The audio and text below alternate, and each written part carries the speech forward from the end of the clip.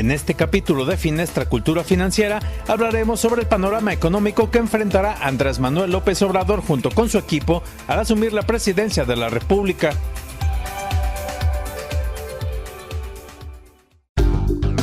Podcast Finestra, Cultura Financiera. Bienvenidos a este podcast Finestra Cultura Financiera y tenemos hoy la presencia de colaboradores de este podcast que los van a ir escuchando episodio con episodio. Le damos la bienvenida primero a nuestra analista de cabecera, Imelda. Fugares, hola, buenos días. Franco, ¿cómo estás? Muy bien, ¿y tú? Bien. Bienvenida también a Patricia Castellanos, Pati Castellanos, encargada de las relaciones públicas de Finestra. Hola, excelente día. Gracias por la invitación. Y vamos a platicar el día de hoy de algo que seguramente a muchos les llama la atención y que a pesar de que ya pasaron las elecciones, pues tienen todavía muchas dudas. ¿Qué va a pasar con el país cuando asuma la presidencia Andrés Manuel López Obrador? Análisis financiero. En el número de este mes de Informe Finestra en línea, pues el tema principal es los retos que va a enfrentar, el panorama que va a enfrentar el presidente electo Andrés Manuel López Obrador. Imelda nos hizo un análisis detallado de varios puntos que hay que tomar en cuenta, entre ellos la deuda pública. ¿Cómo enfrentará el nuevo presidente esta deuda que, pues, antes de que termine Enrique Peña Nieto, ha hecho una solicitud, dicen, de 10,000 millones de dólares más? El tema es un poquito complicado. Realmente el monto de la deuda neta de México está en niveles máximos, de los cuales el 62% está en pesos, el resto está en dólares. Estamos hablando que es el 45.2% del PIB, que es lo que produce México, ¿no? Lo que estamos endeudados, la comparación de la deuda que tiene México con lo que produce México. Aquí el punto es de que si este nivel aumenta, si Andrés Manuel no cuida este nivel, podemos perder nuestro grado de inversión. Si perdemos el grado de inversión, va a ser más costoso para nosotros financiarnos y el país no puede dejar de financiarse, no puede dejar de buscar deuda. Entonces, él prometió que no va a endeudar más a México, pero hay dos puntos. Ojo, necesita recursos y además hay un plan anual de deuda, o sea, el plan va a ser normal, la deuda va a seguir subiendo. A lo mejor a lo que él se refiere es de que no va a pedir una deuda extraordinaria. Ya veremos qué pasa, ese sería el punto. ¿Es una situación crítica la que va a enfrentar el nuevo presidente? Es una situación delicada, porque hasta ahorita el nivel de deuda es manejable, pero un nivel de deuda más alto, o sea, si se endeuda mucho México, sí no es adecuado para nuestro país, porque va a ser más costoso. Es como si tú te quisieras, México se va a seguir endeudando, pero si nuestro nivel de deuda peligra o es muy alto, va a ser más costoso para México endeudarse. En vez de pagar un 7%, va a pagar un 9%, un 10%, porque va a ser deuda que, como no tenemos una estabilidad económica en México, va a ser más costoso. Entonces debemos de cuidar ese nivel para que no lleguemos a pagar más por esa deuda. Y ahora mucha gente que nos escucha seguramente habrá de recordar lo que sucedió en los años 80, donde se hablaba, era un tema muy recurrente hablar de la deuda en los años 80. Yo lo tengo muy presente a pesar de que estaba yo muy pequeño, pero tú que le has dado seguimiento, Imelda, a la situación de deuda de México, ¿estamos en una situación parecida a alguna otra época? No, ahorita la deuda está muy estable. En aquel momento se avaló la deuda con los ingresos de Pemex, con todos los ingresos petroleros, con eso se avaló y se pagó ese momento y se estabilizó la deuda. Ahorita está estable, está en niveles máximos, pero simplemente es no añadir de más deuda. O sea, el país se tiene que endeudar para obtener recursos y así como va pagando deuda, se va añadiendo nueva deuda, etcétera. Es un ciclo normal de cualquier país, pero simplemente es no endeudarte de más. Ese es el punto. ¿Cuál sería como el punto más urgente a atender en este tema de la deuda? ¿Pagar lo que ya se tiene o pasar un tiempo en que no se solicite ningún crédito? No, yo creo que más bien pagar lo que ya se tiene, porque sobre todo la parte que está denominada en dólares, cuando el dólar esté muy alto. Y la nueva deuda va a variar mucho de cómo estén las tasas de interés. Entonces yo creo que lo importante, y siempre va a haber nueva deuda que se emita para financiarse, entonces lo importante es no arrastrar deudas anteriores, porque al final siempre se van a estar endeudando México o cualquier país. El punto es pagar lo que hay atrás.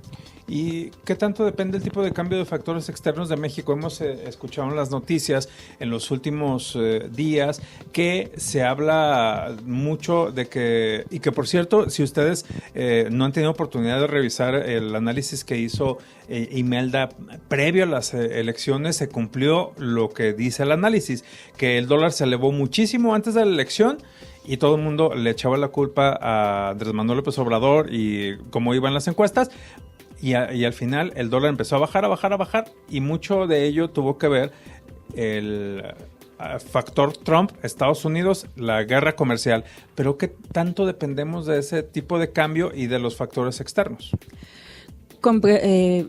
Dependemos muchísimo. Hay una dependencia muy alta de México con el mundo, principalmente con nuestros socios comerciales. Nuestro socio comercial, Estados Unidos, es nuestro principal socio comercial. Entonces, realmente, cuando la economía de Estados Unidos va bien, a nosotros va a ir bien y va a afectar o beneficiar al tipo de cambio, igual a China o con Canadá. Es por eso que ahorita el tema del TLC o el tema de la diferencia comercial de Estados Unidos con China pega directamente al tipo de cambio, porque va, aunque no se crea, en un corto o mediano y sobre todo en un largo plazo, los flujos comerciales van a influir en nuestra economía, tanto los flujos como la inversión que llegue a México. Entonces dependemos completamente de los factores externos. Y una de las cosas que está enfrentando o va a enfrentar el nuevo gobierno es esta situación externa que muy probablemente podría entorpecer el inicio de este sexenio. Sí, completamente. No se sabe cómo podrá ser la relación de Donald Trump con Andrés Manuel. Hasta ahorita todo es amor y nos llevamos bien, pero no sabemos qué vaya a pasar en un futuro porque realmente deben de reaccionar a lo mejor para cada uno de sus países, ¿no? Esa va a ser su bandera. Entonces, ¿cómo van a reaccionar? ¿Cuál va a ser la certidumbre que dé Andrés Manuel? Ese es un punto muy importante, tanto la certidumbre económica como la certidumbre social para que otras empresas o capitales extranjeros, y no nada más extranjeros, sino también nacionales, vengan a México e inviertan en el país, creen empresas, creen trabajo, etcétera, etcétera. Antes de grabar este podcast, hace el anuncio el Banco de México a la alza respecto al pronóstico de inflación. En el inicio de este nuevo sexenio, ¿qué pesará más, la inflación o el comercio exterior debido a todas estas situaciones turbulentas que hay por la guerra de aranceles? Mira, ambos temas son determinantes. En cuanto a la inflación, va muy ligado de la mano de Banco de México. Si recordamos, la tasa de Banco de México está en 7.75, casi en máximos. Entonces, la ha estado subiendo desde los últimos 2 años y medio. Si Banco de México sube la tasa de interés con la intención de contener la inflación, eso va a provocar que la economía se haga más lenta, hablando de que las tasas de todos los créditos bancarios van a subir y que para nosotros los consumidores será más costoso endeudarnos. Entonces, esto va a producir un menor crecimiento económico. Es por eso que Banco de México debe ser muy inteligente para tratar o tomar otras medidas para tratar de contener la inflación. Y ahora, en cuanto al comercio exterior, yo insisto que va a haber un arreglo del TLC. Esperemos que sea el mejor para las 3 partes y que si en algún momento no se llegara a dar un acuerdo, va a haber un momento, una temporada de inestabilidad, se podría decir así, comercial. Pero estoy segura que México va a buscar nuevos horizontes y que posteriormente las empresas van a volver a producir, a lo mejor no los mismos niveles, pero va a encontrar nuevos destinos a donde enviar nuestros productos mexicanos. Para terminar este análisis con nuestra analista de cabecera, Imelda Flores, seguramente mucha gente no sabe qué significa el aumento o el decremento de las tasas de interés. Para los que somos ciudadanos de a pie, ¿por qué debemos de tomar en cuenta esto y qué tan importante es? Cada banco central de un país, en este caso Banco de México, tiene una tasa de referencia que es el costo del dinero. Entonces, todos los bancos toman a esta tasa de referencia para evaluar sus créditos, tarjetas de crédito, hipotecarios, automóviles, etcétera, etcétera, todo el crédito al consumo. Entonces, si la tasa de Banco de México aumenta, los bancos van a aumentar esa tasa. Si aumenta esa tasa, para el consumidor es más costoso endeudarse, lo que podría reducir la actividad económica. Obviamente no te vas a querer endeudar a niveles altos. Caso contrario, si la tasa de Banco de México o de un banco central es baja, las tasas de los bancos comerciales van a ser bajos. Estamos hablando de que bajaría la tasa de hipotecaria, de crédito, de nómina, etcétera, etcétera. Entonces sería muy barato para los consumidores endeudarnos, y así, con una tasa muy baja, consumiríamos más productos y la economía crecería más. O sea, son 2 puntos que todos los bancos toman en cuenta para tratar de ayudar o de desarrollar que la economía interna se desarrolle. Pues bueno, gracias a Imelda Flores, analista financiera de Informe Finestra, y bueno, vamos a seguir acudiendo a ti seguramente más seguido porque hay muchas cosas interesantes que nos puedes ayudar a entender. Finanzas personales. Y en este contexto hay un montón de cosas que todo mundo nos preguntamos. Pati Castellanos, ¿qué es lo que yo desde mi casa, desde lo que tengo en mi bolsillo, en mis ahorros, debo de hacer? Y creo que ante el cambio que hay de gobierno, pues mucha gente entra en pánico primero porque le hace caso a la vecina, al amigo, al sobrino, al que leyó en internet, y después se pone a analizar con información verdadera. Bueno, una de las cosas importantes que deben de saber de este Informe Finestra es que les ayudamos con información de primera mano a tomar decisiones. Y una de las cosas que creo, Pati, es muy importante saber es que de entrada no hay que tener miedo. Ya pasaron las elecciones, ya es inminente que Andrés Manuel López Obrador va a ser presidente, ya empezó a nombrar a su equipo de trabajo, pero ¿qué nos toca hacer en casa? Claro que sí. Este espacio lo quise tomar precisamente, Franco, el espacio de finanzas personales, para invitar a la gente, ¿no? A decirle, oye, pues sí, ya ganó. Hay gente que quería que ganara, hay gente que no quería que ganara. Y yo escuchaba cosas fatalistas como, no, es que si gana nos vamos a ir como Venezuela, ¿no? No, es que si no gana va a suceder esto. Pero bueno, ya ganó. Ahora, ¿qué nos toca a nosotros como mexicanos?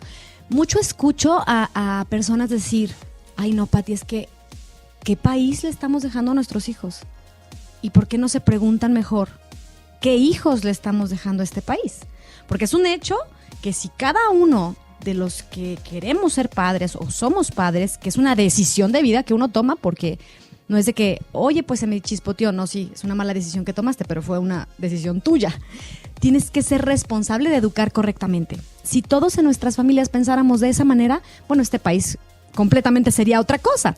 No habría corrupción, no habría secuestros, no habría robos, no habría un montón de cosas, porque educarías desde casa de la mejor manera posible para que este país fuera un país primermundista, porque tenemos todo para que lo sea. Entonces yo quiero invitar en este espacio, que no es tanto a lo mejor hoy de finanzas personales y de cómo hacerle con tal o cual situación, es invitarte a ti que nos estás escuchando a hacer el verdadero cambio desde tu trinchera. Deja de mentir, deja de dar mordidas, empieza a hacer filas, empieza a respetar a tu vecino, empieza a ser mejor ser humano en todos los sentidos, Franco. Y ¿sabes dónde lo pienso yo? Cada vez que voy circulando en mi auto en las calles, ves muchas actitudes, particularmente en las capitales, donde dices, ¿de veras? Y tú, yo me imagino a esa gente cómo llega y cómo se comporta en su casa. Por ejemplo, esos que hacen doble fila en una calle pequeña y que les dices, oye, mueve tu coche, y se ponen como locos, como energúmenos. Claro, y si es tu vecino, lo vas a llevar en consecuencia también tú, porque se te va a estacionar en tu cochera, va a poner la basura del lado que no le corresponde. Claro que te afecta. Y otra cosa, de repente vas en tu coche y alguien de buenas a primeras, en el centro de la ciudad, por ejemplo, pone las intermitentes y se baja a hacer alguna diligencia. Y no le importa si tú nada. Si obstruye el tráfico, si... Ese es el tipo de cosas que dice, yo ¿por qué? O sea, si yo lo puedo hacer, pues lo voy a hacer. Cuando la buena convivencia dictaría que esas cosas, por respeto a los demás, no se tendrían que hacer. Oye, ve, date 2 vueltas o camina 2 cuadras, mete tu coche en un estacionamiento y haces tu asunto. ¿Qué trabajo? Pues sí, es que ese es el trabajo. Así es que volvemos a lo mismo, siento que el tema es cultural. Desde casa no nos enseñan a respetar, no nos enseñan a decir gracias por favor, a respetar la luz roja del semáforo, a hacer tu fila. Los mexicanos tristemente si ven la forma de agandallar. Claro. Porque ven por el bien propio, a mí me importa lo que él tenga prisa, si va, si viene, yo primero. Y no dices, oye, a mí me corresponde ponerme aquí o buscar un estacionamiento porque voy a obstruir al que viene y entonces no les importa. Como no hay una sanción, como existe la corrupción, como existen las mordidas, pues bueno, es muy fácil decir, no me importa. Le doy una mordida, ahorita le doy 50 pesos aquí al tránsito y mira, hago rápido lo que tengo que hacer. Ese es el tema. De verdad es invitar a todas las personas que nos están escuchando a hacer la diferencia desde tu persona y después de tu persona, voltear a ver a la gente que amas.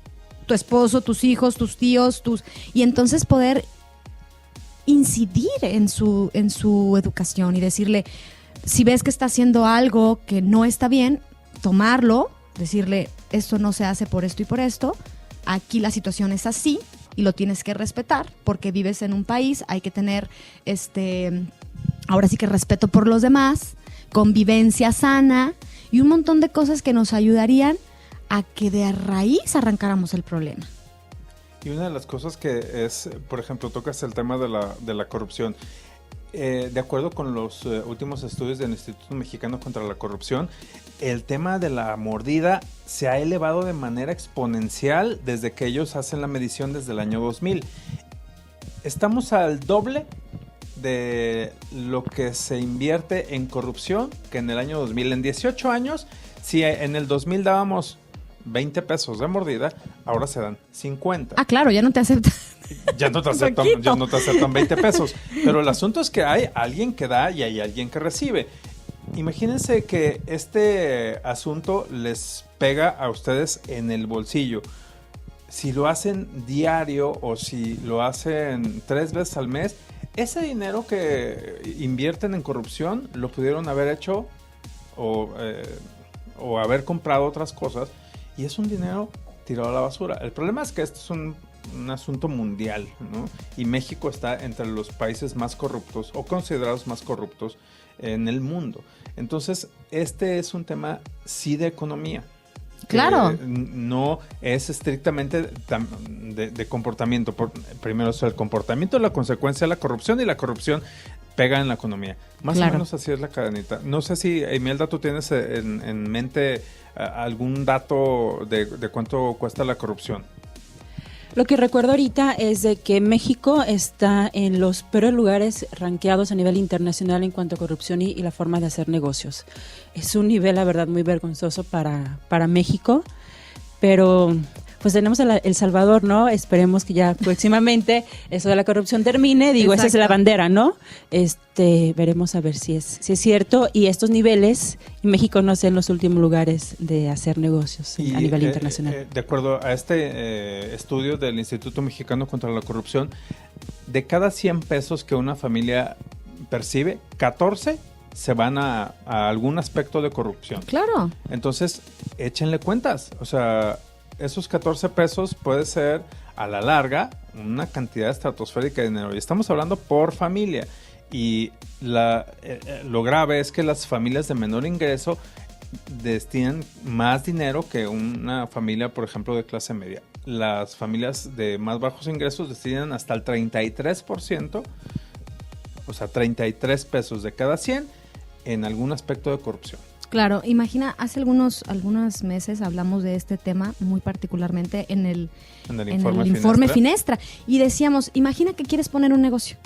De entrada ya estás calculando los gastos de corrupción. ¿A qué me refiero? A que vas a ponerle cámara para que tus empleados no te roben y luego vas a poner cámaras afuera por si alguien te asalta y luego le vas a poner protecciones por si alguien se quiere meter. Y entonces en tu afán de emprender ya le calculaste lo que te va a costar y lo que va a hacer pero también le calculaste por si me roban, por si me asaltan, por si esto, por si el otro, por si aquello. Entonces va implícito todo el costo que eso conlleva a tu casa. Te rentas un departamento, compras una casa, lo que sea, también le pones protecciones, también le pones alarma por si te van a robar, también le pones un seguro y entonces ya va implícito. O sea, es como muy normal en nuestras vidas ver que hay corrupción en tu país, que vives con ello y que tienes que cuidarte de ello. Y entonces le inviertes una cantidad considerable al mes. Y entonces todo el mundo le echa la culpa al gobierno. Ajá. Que no hace. Pues sí, pero desde casa tampoco estás haciendo, ¿no? Entonces, pues ahí va la reflexión. Y este tema de corrupción lo pueden encontrar en el archivo del Informe Finestra, y de veras hay artículos muy interesantes respecto a cuánto nos cuesta la corrupción. Revisen el Informe Finestra, se van a encontrar muchos datos al respecto. Caja Registradora.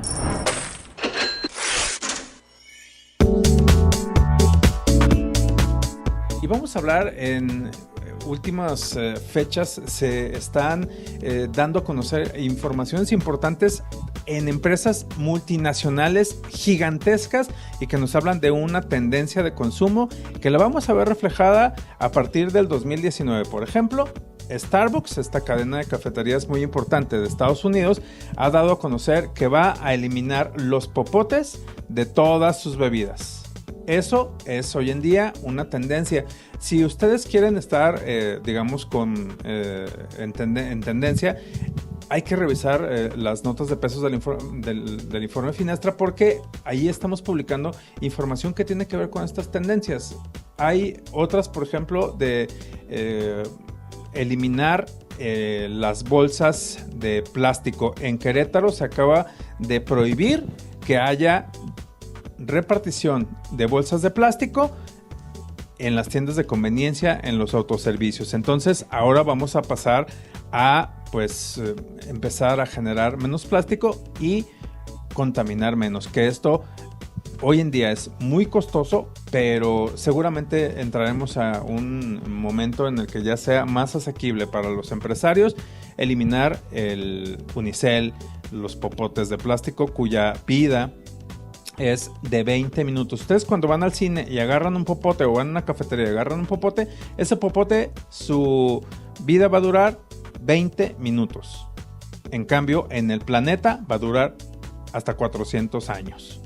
Entonces, pues hoy en día se está haciendo mucha política pública en varios países para eliminar el plástico, como los popotes.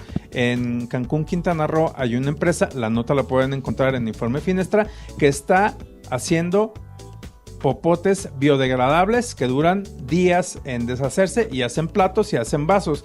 El asunto es que cuando ellos generaban 2,000 popotes, ahora están generando cantidades estratosféricas porque pues están teniendo mucha demanda. La tendencia que viene es lo ecológico. Si alguien allí quiere apostarle a temas ecológicos, puede empezar a hacer investigación de cómo distribuir este tipo de productos, cómo distribuir popotes, utensilios que sean biodegradables, porque esto es lo que viene. Y créanme, hay una de las cosas que va a pasar, es que muchos gobiernos van a empezar a hacer políticas públicas que prohíban el uso de plásticos. Y a todo esto hay una tendencia también en internet de videos donde se ve drásticamente cómo el plástico va a terminar, por ejemplo, en el mar. Hay videos impresionantes donde hay mar de basura plástica.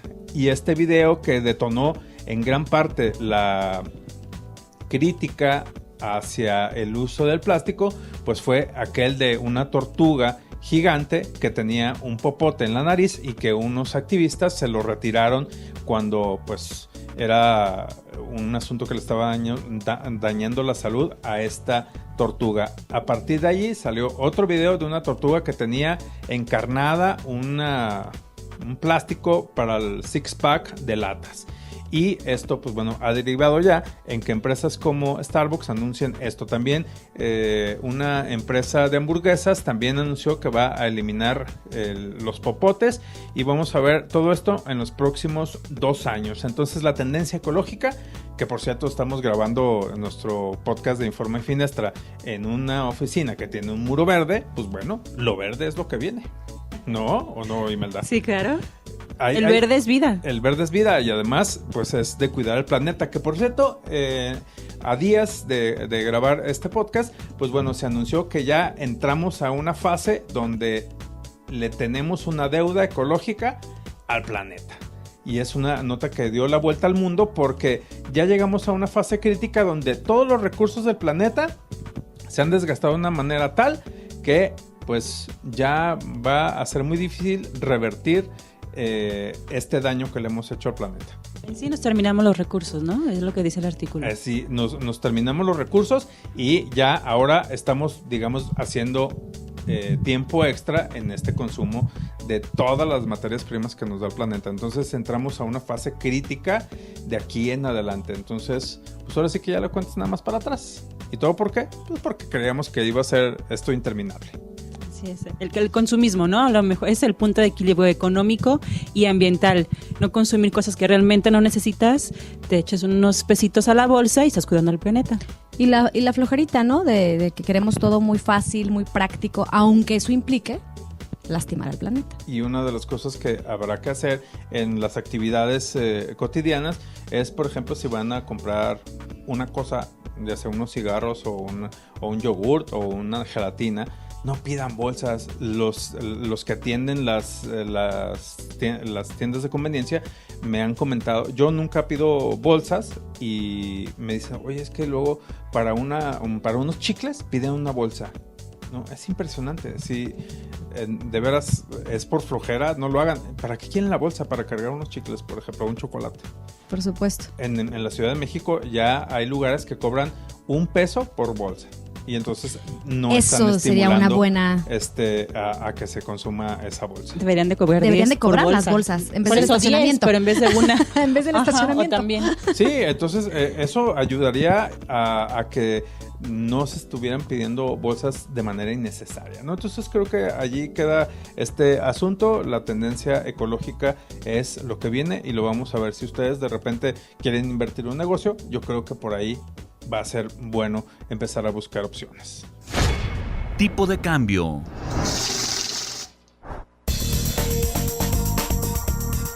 Y vamos a hablar ahora de algo que en el informe Finestra ustedes pueden estar revisando constantemente y que es un tema fundamental, el tipo de cambio. Imelda, ¿cómo está esta situación en lo que va del mes? Nuevamente tenemos al superpeso, o sea, nuevamente el superpeso regresó. Yo veo el tipo de cambio en stand-by, en espera de noticias. Sí, durante julio estamos viendo que se apreció un 7% frente al dólar estadounidense. Fueron 3 factores. Uno, ya disminuyen un poco los temores o la incertidumbre por Andrés Manuel. Sí ganó Andrés Manuel, pero sus comentarios, sus planes, sus estrategias que hasta el momento ha dado a conocer, pues no son tan agresivos a la economía. Entonces sugiere tranquilidad, tipo de cambio positivo. Segundo punto, se están renovando las conversaciones o la renegociación del Tratado de Libre Comercio de América del Norte. Hasta el momento México y Estados Unidos, posteriormente va a entrar Canadá, pero ya eso y los buenos comentarios que han realizado autoridades tanto mexicanas como de Estados Unidos acerca de una finalidad positiva del Tratado de Libre Comercio da también asertividad, disminuye la incertidumbre en México, tipo de cambio positivo. Y por último, el dólar estadounidense ha estado bajando. Ese es otro factor por el cual nuestro peso está fuerte, está poderoso, se ha estado apreciando. Esos 3 factores son los que han hecho que el tipo de cambio esté sobre 18.50 más o menos. Pero para mí está en espera de resultados, la espera realmente del Tratado de Libre Comercio, que se firme, no se firme este tratado comercial y que se llegue a una conclusión de la estrategia comercial que trae Estados Unidos. La guerra comercial que trae Estados Unidos con China, las diferencias que trae con México y los aranceles que ha aplicado a medio mundo, ¿no? Esos 2 temas van a hacer que esos 2 temas es el punto de inflexión de nuestro tipo de cambio. Y para fin de año, obviamente también el mercado quiere ver los resultados de López Obrador. Entonces, esos 3 temas son los que nos esperan en un corto, mediano plazo, y es sobre los cuales el tipo de cambio va a reaccionar. Y estamos al borde de un inicio de ciclo escolar y creo que, bueno, por lo menos ahora esta estabilidad o este superpeso, pues no va a hacer que de repente las compras de útiles escolares y todo esto sea como tan altos los precios, ¿no? Porque hay de repente muchos materiales escolares que son importados, pero también se acerca ya, pues a partir de que empieza el ciclo escolar, lo que sigue es pensar en la Navidad. En diciembre, sí, claro, y en diciembre nuevamente vuelve a subir. El tipo de cambio es algo cíclico, es algo común que vemos en nuestra moneda. Sí, por el consumo que hay de productos importados, sobre todo estadounidenses, y van de la mano, sube la inflación, sube el tipo de cambio, se tienen que liquidar deudas, tienen que pagar deudas, entonces se requiere más dinero, se requiere pagar muchas deudas en ocasiones empresariales, y eso provoca una mayor demanda, una mayor búsqueda de dólares. Ante una mayor demanda, una mayor búsqueda, simplemente nosotros mismos, la población, empezamos a subir el tipo de cambio. Eso es algo usual que ocurre en diciembre. Muy bien, y ahora pues ya no resta otra cosa más que hacer las invitaciones. Pati Castellanos hace, entre otras muchas cosas, charlas financieras. Estas, Pati, ¿cómo puede acceder la gente a ellas? Claro que sí, son unas charlas financieras muy dinámicas, muy sencillas, las puede entender cualquier persona, y nuestro objetivo es cambiar mentalidades de cómo pensar acerca del dinero, cómo manejar inteligentemente tu dinero, tus créditos, tus tarjetas, tu día a día con el dinero. Puede accesar simplemente marcando al 36 15 40 50, diciendo que tiene un grupo de personas, tiene que ser mínimo 25 personas, en una empresa, en una comunidad, en un algo donde nosotros podamos ir y que nos escuchen. Es gratis, tiene validez ante la Secretaría del Trabajo. Lo único que pedimos es eso, que sean más de 25 personas, y nosotros con muchísimo gusto vamos a generar ese cambio en las personas que nos quieran escuchar. Y para todos aquellos que no tienen idea de esto, das una serie de tips, ¿sí?, de cómo manejar tus finanzas personales y no entres en crisis muy rápido cuando te llega una quincena o una mensualidad, que no te la gastes, sino que sepas cómo distribuirla. Exactamente, tal cual. Un tip que des en esas charlas, Pati. Primero hay que separar el ahorro. Primero, si llega la quincena, lo primero que se separa es lo que ya tienes destinado a ahorrar, y se vive con el resto. A diferencia de alguien que piensa que hay que primero pagar las deudas y luego ahorrar, completamente. La mayoría de los mexicanos piensan que el ahorro es luego, cuando tengan dinero, y el dinero nunca sobra, entonces pues nunca hay ahorro. Entonces el primer tip es una trampa. Ya lo decía Ana Bárbara. Es una trampa maldita. No.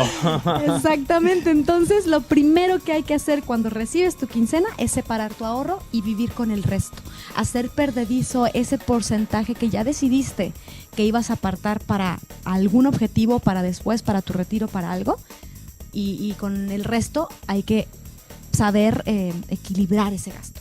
Pues ya saben, si ustedes quieren hacer una charla sobre finanzas en su casa, en su empresa, en su comunidad, junten 25 personas. ¿Y a dónde tienen que marcar, Pati? 36 15 40 50 con Denise de la Torre. Ella se va a encargar de toda la logística, de fechas, de horarios y de todo.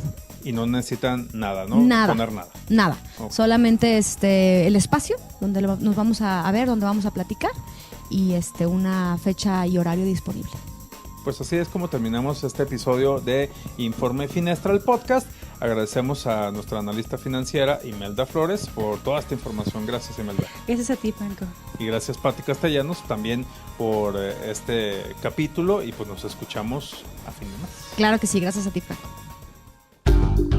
Esto fue Podcast Finestra, Cultura Financiera.